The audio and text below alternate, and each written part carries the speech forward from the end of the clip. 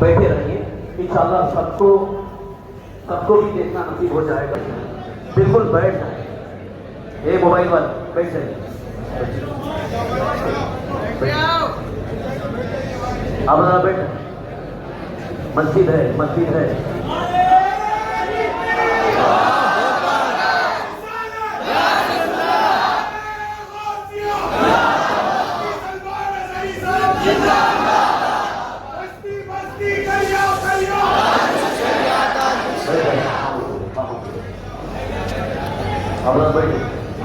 سب mobile بند کر کے بیٹھے. آ کر کچھ دیر کی خاموشی، اس کے بعد ہم آگے بڑھتے ہیں. اس لیے کہ مجھے کوئی شعر اب یاد کرانے کی ضرورت نہیں اور نہ ہی کسی کے سامنے کچھ بولنے کی ضرورت ہے. حالات تو ایسے تھے کہ جو نان مسلم تھے وہ بھی ہمیں جیل میں دیکھ کر یہی کہتے تھے کہ آپ ہی نے کہا یہ فلاں بات. ہم نے کہا اللہ تبارک و تعالیٰ نے تم کو بھی یاد کرا دیا. میرے عزیزوں، ستیزہ کار رہا ہے ازل سے تا امروز، شرار بود نبی سے چراغ مصطفیٰ. یہ آج کل کے معاملات میں ابتدا سے حق اور باطل کے معرکے ہوتے رہے، لیکن ایک بات میں آپ سب کو بتانا چاہتا ہوں. مظفر کو مقید نہ سمجھ ایسے یاد. سیدنا مظفر حسین کچوچوی رحمۃ اللہ تعالیٰ علیہ جیل گئے تھے، قید میں تھے. جب انہوں نے یہ شعر کہا تھا کہ مظفر کو مقید نہ سمجھ ایسے یاد، میری یہ اسیری بھی سنت آبائی ہے. میرے آبا و اجداد کی سنت ہے جس پر میں عمل کر کے آ رہا ہوں. میرے بزرگوں کی یہ سنت تھی. بہرحال جن کو جس راستے سے مجھے گزارنا تھا، لوگوں کے دلوں میں یہ ٹھنڈک تھی شاید کہ زبان بند کر کے چند دنوں کے لیے قید کر، مگر میرا عقیدہ یہ تھا کہ اللہ تبارک و تک چاہے، جب تک چاہے، کہ کوئی اس کے لیے پابندی نہیں کر لگا سکتا. وَإِن يَمْسَسْكَ اللَّهُ بِضُرٍّ فَلَا كَاشِفَ لَهُ إِلَّا هُوَ. رب تعالیٰ فرماتا ہے اگر اللہ تعالیٰ تمہیں کوئی مصیبت دے تو اس کے علاوہ کوئی ٹال نہیں سکتا. وَإِن يَمْسَسْكَ اللَّهُ بِخَيْرٍ فَلَا رَادَّ لِفَضْلِهِ. اور اللہ کسی کو بھلائی دے دے تو پھر اس کو روک بھی کوئی نہیں سکتا. مولا تبارک و تعالیٰ اگر کسی کو کوئی مقام عطا کر دے تو ہزاروں کیڑوں کے پھڑپڑانے انہیں مانا نہ رکھا ایسے کا للہ الحمد. میں دنیا سے مسلمان گیا اس کی ایک بات میں جو عزت ہے دنیا کی کسی مقام و منصب اور مرتبے میں عزت نہیں. بے شک. اور حالات دنیا انشاءاللہ میں سناتا رہوں گا. اللہ تبارک و تعالیٰ جب تک یہ زبان رکھا ہے حق بولتے رہے اور سناتے رہیں گے. اور بھی حالات آپ کو انشاءاللہ علماء کے سناتے رہیں. لیکن آج خصوصیت کے ساتھ میں جمعہ کے لیے اسی لیے حاضر آیا کہ یہاں کے لوگ پل پل یاد کرتے رہے. حضرت مجھے ہر بار خبر دیتے کہ جب نماز سے فارغ ہو کر کے میں نکلوں تو مجھے لوگ پکڑ لیتے کیا ہوا، اب کیا خبر ہے. تو جس قدر آپ کی بے چینی تھی، بے قراری تھی، میرے عزیزوں مجھے بھی ملنے کی بے چینی اور بے قراری تھی. لیکن یہ ایک سٹیج تھا جس سے گزارا گیا، ایک مقام تھا جس سے گزارا گیا. میں تو ایک نکما آدمی، میں تو ایک کم پڑا ہوا. لیکن آپ کو بزرگان دین کی اگر تاریخ پتا ہو، امام اعظم ابو حنیفہ رضی اللہ تعالیٰ جن کو ناحق جیل میں رکھا گیا تھا، امام موسیٰ کاظم رضی اللہ تعالیٰ 7 سال تک قید میں رہے. یہ کون امام موسیٰ کاظم جن کے دربار میں جانے کے لیے غوث اعظم عبد القادر جیلانی رضی اللہ تعالیٰ 4 کلومیٹر دور اپنے چپل اتار دیا کرتے تھے. امام موسیٰ کاظم کا وہ دربار جن کو باب الحوائج کہا جاتا ہے، اس امام کو 7 سال تک بغیر کسی قصور کے قید میں رکھا گیا. اور حج تو یہ ہے کہ اسی قید خانے میں زہر دے کر کے آپ کو مارا گیا ہے. آپ کا جنازہ جیل سے نکلا تھا.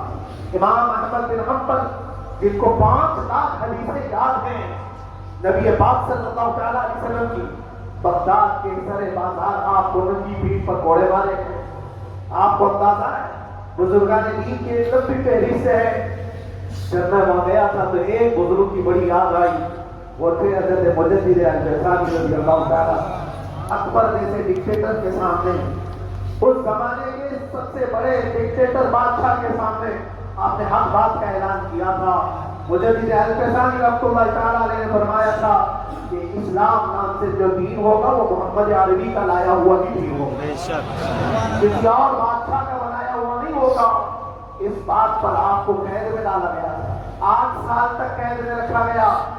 8 سال میں بادشاہ مر ہی گیا, بیٹا بادشاہ بنا. لیکن کسی نے آ کر جہانگیر کے سامنے یہ بات رکھی کہ آپ کے باپ نے جس مولانا کو قید میں ڈالا تھا نوازشاہ کی جیل میں, 8 سال میں جیل کا نقشہ بدلا ہوا. تو بادشاہ نے پوچھا ہوا کیا ہے؟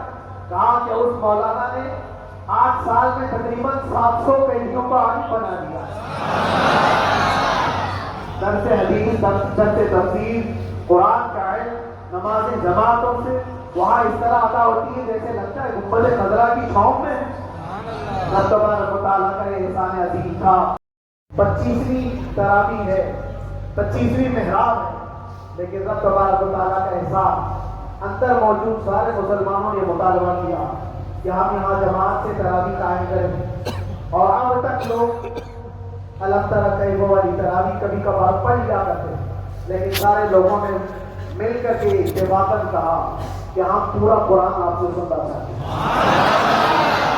کیسے کیسے تحریک ہے, کیسے کیسے کرائم والے تھے. میں نے کہا آج میں ایک دن پڑھاتا ہوں, ایک پارہ پڑھوں گا, آپ کو اگر لگے تو بتا دینا, بھاری پڑ جائے, کیونکہ لوگ سارے کرمنل ہیں اور کئی طرح کے جرائم کیے ہوئے لوگ. نماز دین سے کہاں زیادہ رشتہ, کہاں ہو سکتا ہے یہ گھبرا کر بھاگ جائیں. ایک دن پڑھاؤں گا, اگر آپ کو لگے تو بول دینا, نہیں تو کل سے الگ طرح. پہلے دن تراویح پڑھا ہے, دوسرے دن سارے لوگوں نے کہا آپ نے ایک پارہ پڑھایا ہے, سحری تک بھی پڑھائیں گے تو انشاءاللہ کھڑے.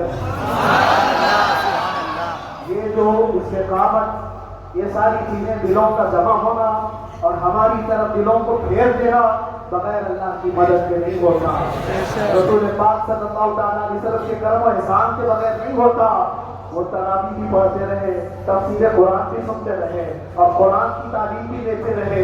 پھر مجھے اندازہ یہ ہوا کہ رب تبارک و تعالیٰ کی منشا یہ تھی کہ ہماری تراویح کی محراب کی سلوت جملی جیل کے اندر ہو. مجھے اس بات کا کوئی قلق نہیں رہا کہ میری کوئی چیز چھوٹ گئی. ہاں, عید, بقرعید, محرم, یہ تمام چیزیں لوگوں کی یاد تو رہتی, رشتے داری مرتی. میرا رب تبارک و تعالیٰ جو پسند کرے اس میں ہمراہ سے. اگر مولا یہ چاہتا ہے کہ میں تنہا پڑھوں تو اس کی رضا میں ہمراہ سے. اگر وہ چاہتا ہے کہ مجمع ہزاروں میں ہم نماز ادا کریں تو اس کی مرضی پر رکھتا ہے. عزیزان گرامی وقار, صبر اور سکون کے ساتھ جو حالات گزرے اس میں سب سے بڑا کردار آپ سب کی دعاؤں کا, سب کی دعاؤں کا. مشائخ, سارے پیران نظام, تمام سلاسل کے اور ہر مسجد کے امام اپنے محراب اور منبر سے جو دعا کرتے رہے, یہ سارا ذخیرہ میرے لیے اتنا بڑا ہے جس کو میں بیان نہیں کر سکتا. ہر ایک کی جانب سے دعائیں, عورتوں بچوں کی طرف سے منتیں, روزے, نہ جانے کیا کیا کر لیا. پھر مجھے اندازہ ہوا کہ صرف اپنے آرام اور اپنے راحت کے لیے پھڑپھڑانے سے کچھ نہیں ہوگا. رب تبارک و تعالیٰ یہ چاہتا ہے کہ پوری امت مل کر کے اس فقیر کے لیے دعا کرے. اور اللہ تعالیٰ کو جب تک منظور تھا تمہاری دعائیں ہوتی رہی. بعض لوگوں کو یہ خیال بھی آیا, کچھ میرے احبا اقربا رشتے داروں نے بھی کہا اتنی ساری دعائیں ہوئی, اتنی ساری دعائیں ہوئی, قبول کیوں نہیں ہوتی؟ ایک بات یاد رکھو, پوری دنیا مل کر کھڑے ہو کر دعا کرے. اللہ کی قدرت پر کوئی کام کرنا واجب نہیں ہے, اللہ پر کوئی چیز واجب نہیں ہے.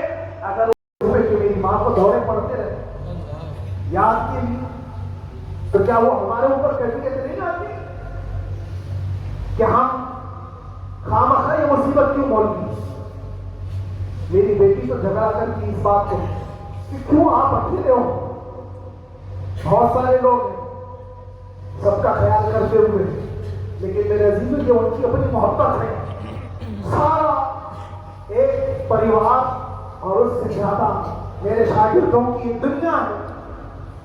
कितने ऐसे मैं जानता हूं कि 8 महीने तक नरम ग़िज़ा नहीं खाई मेरे उन बच्चों ने। मैं जानता हूं उनका सिर्फ ये ख्याल था कि अंदर पता नहीं जेल में आप क्या खा रहे हो, हम यहाँ नरम ग़िज़ा नहीं खाई, गोश्त मछली नहीं खाई। हालांकि ये कोई चीज तुम्हारे ऊपर वाजिब नहीं। ये हालात मैं इसलिए बता रहा हूं मेरे अजीज, किसी के वहमो गुमान में अगर ये है तो निकाल दे कि मेरे आसपास कुछ नहीं है, मैं किसी को चाहता नहीं है, मेरे साथ मोहब्बतें नहीं है।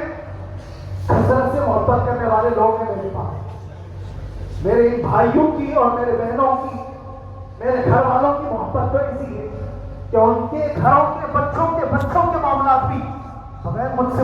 तो वो था जो फारूक आजम का था, इस्लाम तो वो था जो उस्मान गनी और हैदर कर्रार का था। तो वो जो हलचल थी वो खामोश है। सलाहुद्दीन अय्यूबी का दौर था, वो इस्लाम की हलचल थी। तो मेरा घर आज खामोश है, इसलिए तो मैं पुकार करके रहा कुछ देर की खामोशी। और हमें अपने रब से यकीन है कि खामोशी एक शाम टूटेगी, कोई सलाहुद्दीन आएगा।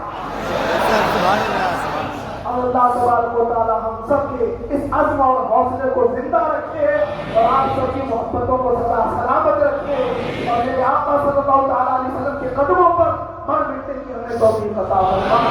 व आखिरु दावाना अल्हम्दुलिल्लाहि रब्बिल आलमीन। लब्बैक या रसूल अल्लाह।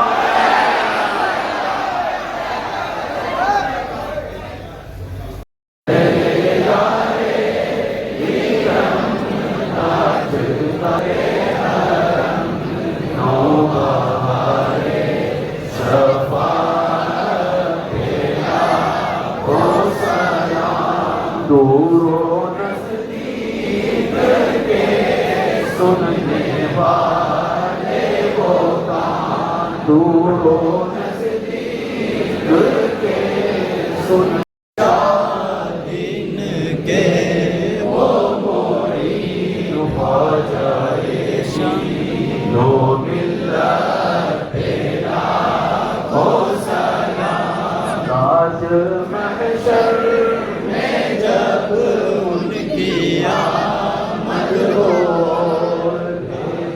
सब उनकी शौकत पे लाखों सलाम। मुझसे खिदमत के तुझसी कहे रज़ा, मुझसे खिदमत के तुझसी कहे